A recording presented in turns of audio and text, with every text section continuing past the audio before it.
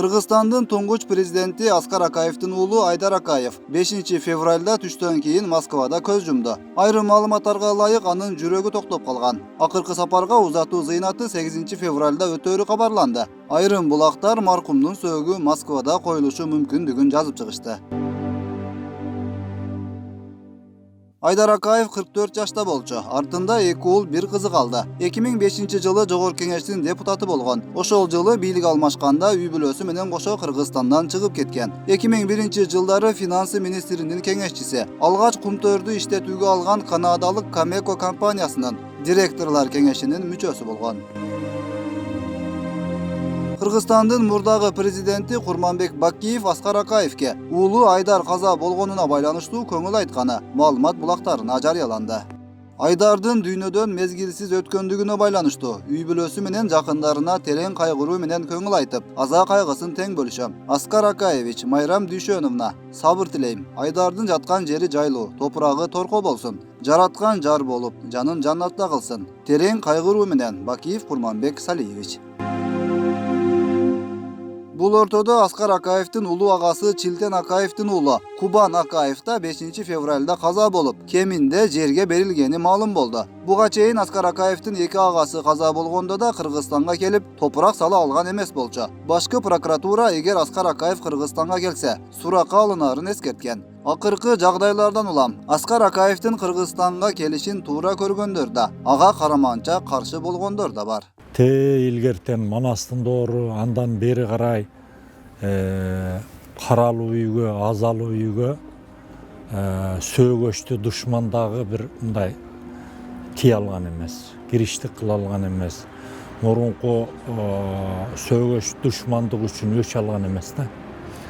Анан мындай аза болуп, каралуу үй болуп, жашы 70тен ашып калган учурда дүйнөгө белгилүү окумуштуунун ушундай абалда турушу өтө аянычтуу. Дүйнөгө белгилүү окумуштуу Аскар Акаев. Ошол падыша болуп турган мезгилде, бизден президент болуп турган мезгилде анын жакшы жактары көп эле көрүндү. Бирок ошол Кыргызстанга келтирген зыяндары, Кыргызстанды башкарууда кетирген кемчилдиктери башка күчтөрдүн, башка жанында жүргөндөрдүн таасиринен болгон деген пикирди көп айтышат да. Ушулардын баарын эсепке алганда анан мына 5 жылдан бери кыйла жыл өттү. Ушул аралыкта Аскар Акаевдин көргөн кордугу абдан эле зор болду десек болот да.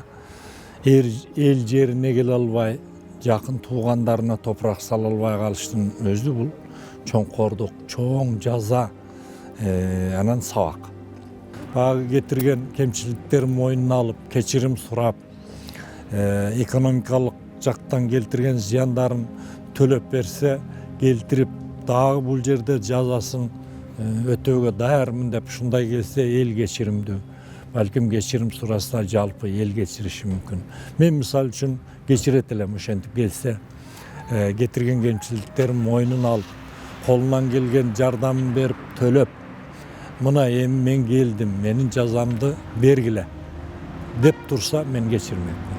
Мен караманча каршымын. Аскар Акаев Кыргызстанды 1990 жылдан 2005 жылга чейин башкарган. 2005 жылкы март окуясында бийликтен кулатылгандан кийин үй бүлөсү менен Орусияга чыгып кеткен. Анын ордуна бийликке келген Курманбек Бакиев 2010 жылкы апрель окуясында бийликтен кулатылып, алдагы үй бүлөсү менен Белоруссияга кеткени маалым. Мурдагы президенттер тууралуу Ата журт партиясынын тең төрагасы Камчыбек Ташиев буларга токтолгон. Булар мамлекетти башкарган адамдар. Бириси жакшыраак башкарды, бириси жаманыраак башкарды. Бириси элди алдыга тартты, бириси элди артка тартты. Бирок мамлекетти башкарган адамдар. Булар биздин мамлекетибиздин туу чокусунда элди башкарган адамдар. Мен бул боюнча өтө көп ойлоном. Кантип биз Аскар Акаевди алып келебиз? Кантип биз ушу качкан президенттерибизди алып келебиз? Ошол эле Аскар Акаевичти, ошол эле Курманбек Салиевичти кантип алып келебиз? Алар кантип элдин алдында кандай жаза алыш керек? Элдин алдында мамлекетке келип туруп кандай жашаш керек? Деген ой өтө көп келет. Мен ойлоймун, бул маселени кайсыл бир деңгээлде баары бир биз чечишибиз керек. Эгерде бизди муун чече албаса, кийинки муун чечет. Мен ойлоймун, бүгүнкү президент ушул жөнүндө дагы көп ойлонуш керек. Себеби бардык эле президенттерибиз бири куулуп тиякта жүрсө, бири куулуп биякта жүрсө, бири болсо камакта жатса, кийинки президент тагдыры кандай болот? Кийинки президенттин тагдыры кандай болот? Ошондуктан мен ойлоймун, биз президенттерибизди мен аны азыр билбеймин, кантип качан экенин да билбеймин, бирок кайсы бир деңгээлде президенттерибиз кайтарууга аракет жасашыбыз керек. Бир эле бизде ким президент болсо, же куулат, же камалат. Президент болгон адам мөөнөтү бүткөндөн кийин сөзсүз жаманатты болот. Эмне үчүн? Же биз президентти тандай албай атабыз, же биз коомубуз башкача болуп атабыз. Ошондуктан биз дагы үйрөнүшүбүз керек. Мамлекетти башкарган адам сыйлуу болуш керек. Мамлекетти башкарган адам төрүбүздө отуруш керек. Мен айтып атпаймынбы, кана азыр биздин төрүбүздө кайсы бир мамлекеттик чоң иш-чараларда төрүбүздө Аскар Акаевич отурса, Курманбек Салиевич отурса, Алмазбек Шаршенович отурса, бизди мына мурдагы президенттерибиз деп ошолордон акыл кеңешти алып, ошолор бир балкайып отурса, кандай сонун болмок? Туурабы? А биз болбосо бирини тияка коюбуз, бирини бияка коюбуз, бирини камайбыз. Эми кийинкинин тагдыры кандай болот?